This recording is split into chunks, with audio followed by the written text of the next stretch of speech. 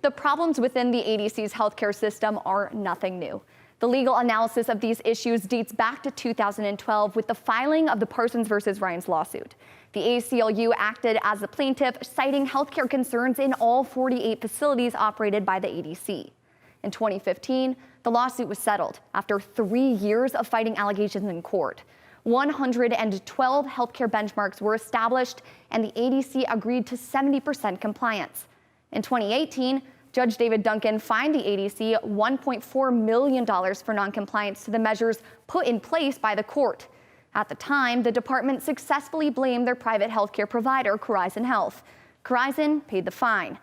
Due to the issue, the Department of Corrections changed private healthcare providers, offering a new contract to Centuron for $204 million a year.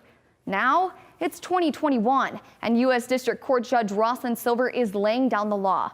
She fined the department $1.1 million for failing to meet milestones in the month of February.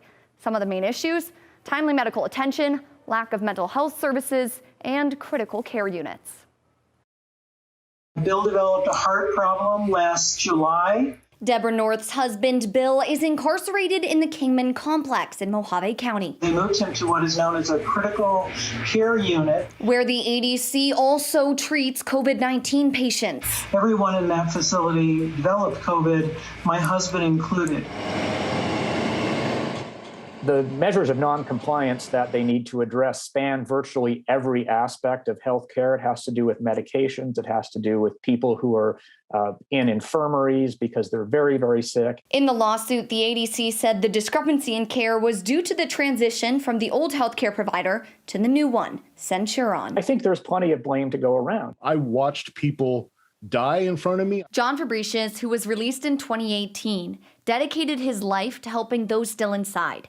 He says privatization makes it challenging to point fingers. The Department of Corrections can say it's their fault, where the private company can go, no, it's their fault. And then at the end of the day, they're all, well, I don't know whose fault it was. But the court isn't taking excuses, and neither are those who have felt the impact of the noncompliances. How are they being allowed to neglect the people who are in their care? In previous years, advocates gathered here at the Capitol to read a list of names of people who died in correctional care.